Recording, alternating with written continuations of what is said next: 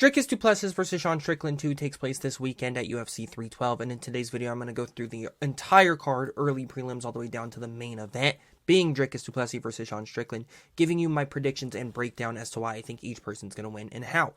I'm not a professional here. If I lose you any money, it's not my fault.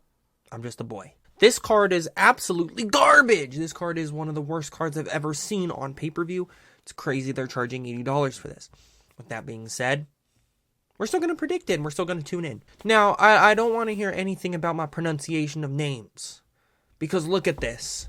The first fight on the card. Hyun-Sung Park versus Niam Jargal. Tumen Dumbarrel. Let me try that again. Tumen Dumbarrel.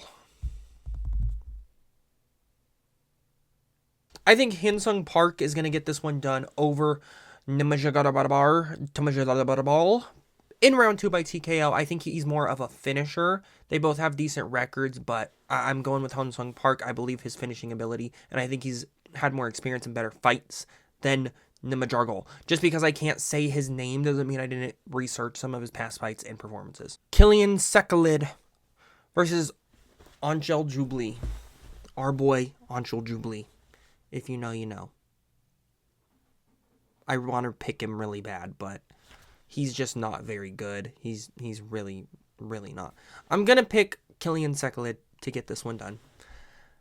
Jubli, he's cooked. No pun. No pun there. I think Killian's going to win this one by a decision, probably 30-27, maybe a 29-28. Jubli kind of brings it, but he's really not that great. God, why is every name so hard for me to pronounce? Then we have Jonathan Mikalev versus Kevin Jousset. Kevin Jousset lost his last fight to Brian Battle, who's proven to be pretty decent, but he did not look that great in that fight. Jonathan Mikalev, of course, he's coming off of the Dana White Contender Series. I'm looking up at his last fights right now. He's got a 7-1 record. He won his last fight by submission. He won his last 2 fights by submission. He has lost by TKO. This is a really tough one to pick. I do think, since it's his UFC debut, they're literally in Australia for this, and that's where he's from. I see Jonathan getting this one done probably by like a 2nd or 3rd round submission, honestly. Okay, now this one's fun. We have Volk versus Topuria at home. Colby Thickness being cornered by Alexander Volkanovski, taking on Ilia Topuria's brother, Alexander Pantoja. Alexander Topuria. Jesus. I'm picking Topuria. He was supposed to fight Cody Haddon, but that fight got scrapped, and Colby Thickness is stepping in on short notice. It's a story in itself. I think just because he has the name Topuria, he's going to get a little bit more hype, but I do think he's just a better fighter. Colby Thickness is 7-0. Topuria's only 5-1. Not a lot of experience on either side. I do think Topuria is going to get this one done, though, probably by 2nd round stoppage, late 1st round stoppage, something like that. I think he's going to be decent. I don't think he'll ever be what Ilia is, but I do think he's going to get this one done. And Volkanovski's going to end up, his career is going to be 0-3 when it comes to Topuria's, which is crazy. Then moving on to the prelims, we have Kong Wang versus Bruna Brazil. It's a woman's fight. I don't really care. Bruna Brazil has more experience. Kong Wang has a decent record. I think Kong Wang's going to get a very close decision win. I suppose. I don't know. Moving on. Jesus, with the pronunciation. Tom Nolan. Very easy name. Very easy name. Versus Vishalashev Borishev. I promise I know who these guys are. It's just I can't say it. Tom Nolan versus Borishev. This is an interesting fight. I think Tom Nolan's an underdog. Borishev's record is worse than he kind of is. He's 8-4. I'm going with Tom Nolan to get this one done. And I'm going to pick a 1st round TKO. I think Tom Nolan's going to be able to finish him. This is kind of a tough pick. A lot of the fights on here are really close, but I'm going with my gut, and it's saying Tom Nolan. Then we have my boy Jack Jenkins taking on Gabriel Santos. I really like Jack Jenkins. I think he's really good. They had to break his arm for him to lose. Just saying. I like Jack Jenkins. This is kind of a tough fight.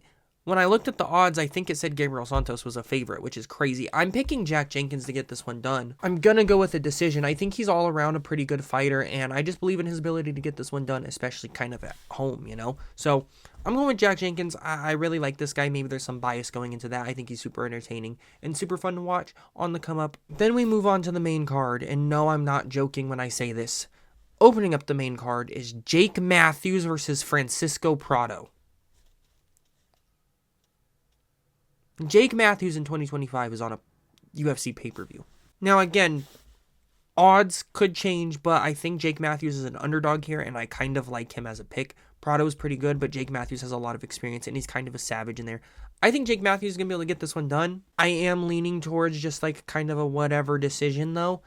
I'm picking Jake Matthews to get it done. I think he has more experience. I think he's fought some decent competition, and I just believe in him, you know. He goes on runs sometimes, but he hasn't looked amazing. I'm just going to pick him. Then we have Jimmy Crute taking on Rodolfo Bellato.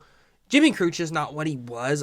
I don't really believe in him. I think Rodolfo Bellato is going to be able to TKO him in the second or third round. Probably feel it out in the first and then catch him in the second round. Jimmy Crute, I don't know. He's just not very good. And I can't believe he's a second fight up on the main card of a pay-per-view. This is actually crazy. Then we have Justin Tafa. Yes, he's still in the UFC, and he's the featured fight of a pay-per-view. Oh my god. He's taking on Taliesin Teixeira, who's making his UFC debut. I think Taliesin Teixeira is going to beat him by a first-round knockout. Taliesin Teixeira is way bigger than him. I think he's like 6'6". I'm looking it up. He's 6'6". He's got an 83-inch reach. He's got a 9-inch reach advantage and his 6-foot height advantage. He is younger. He's less experienced. Tafa has proven he can beat taller opponents, someone like an Austin Lane. Tafa has a lot of power. I think Taliesin Teixeira is just a better fighter. You don't even have to be that good to beat a Tafa. You just can't get hit by him. He's just a fat heavyweight. Like, he literally should be fighting at, like, middleweight. So, I'm picking Taliesin Teixeira. The crowd's going to be salty about it because they want Tafa to win. And then he's going to get cut from the UFC. Finally, something interesting. Jesus. Here's where everyone's going to turn on the pay-per-view. Turn on their string. Weili Zhang is defending her title against Tatiana Suarez. Now, this is an interesting fight. Weili Zhang is one of the few good women's fighters, and she's taking on another one of the few good women's fighters. Tatiana Suarez is 11-0. Weili Zhang's 25-3. Weili looks like kind of a dominant champion, but I think her inactivity is going to play parts here. I'm going with Tatiana Suarez as the underdog to get this one done. Now, it's a women's fight, so it's probably going to go to decision, but I think Tatiana is going to clearly win this fight. I think she's going to use her grappling. I think she's going to be able to take down Weili Zhang, and her striking's really not bad. I've liked what I've seen from Tatiana Suarez. I think she'd be a better champion than Weili Zhang. She just does not fight enough. Women's strawweight's kind of just cooked, though. Like, there's not a lot going on in there. I believe in Tatiana Suarez. I've believed in her for a minute now that she has a chance to beat Weili. Now they're matched up. I like her chances in this one.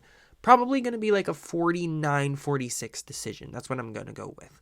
I think she's clearly going to get this one done. And we're finally going to have a new, fresh name at the top of the women's divisions. Now we move on to the main event. The fight that we actually somewhat care about, although it should probably have been Chimaev. I get why they're giving it to Strickland. Don't get me wrong. I also really like Strickland. Dricus Du Plessis versus Sean Strickland in the rematch. This fight's honestly way tougher than it looks to predict. A lot of people are saying Dricus is going to get this done by whatever he wants. And while I can kind of understand that, I don't. Dricus has not had a harder fight in his career than that first Sean Strickland fight, really. Sean Strickland has also not really had a harder fight than that Dricus fight, honestly. Like, they went at it. I know he's been knocked out by someone like Pereira, but that was a grueling 5-round fight. Sean Strickland was a bloody mess. Like, it was a great fight. He also got that jab out there, was lighting up Dricus. Closest decision you'll ever see. Watching it live, I actually thought Strickland won the first time. I haven't rewatched that fight in a long time. But if you were to ask me right now who I think is going to win this fight, I'm picking Dricus Du Plessis. I think he is getting better. I know we just saw Nasruddin knock out Izzy and do better against Izzy than we saw Dricus do technically. But Dricus' style is just so different from Nasruddin. Dricus looks like a drunken mess in there, but it just works for him. But I think he's perfecting that drunken mess tactic strategy. I think he's very dangerous. I know Strickland's got a great chin, but for some reason, and I don't know why, I think this could very well go to a decision.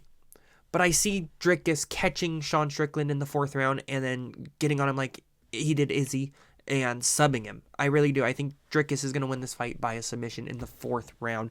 And I think it's going to be a pretty even fight until then with Strickland. If Strickland can use those teep kicks a little bit more, like he did in the first fight, he abandoned them for no reason just later on. I think it's going to be a long night for Dricus, but I just don't see a world where Strickland's going to be able to do enough to beat Dricus. I really don't. And I love Sean Strickland, but either way, I'm going to be happy with the result of this fight, to be honest.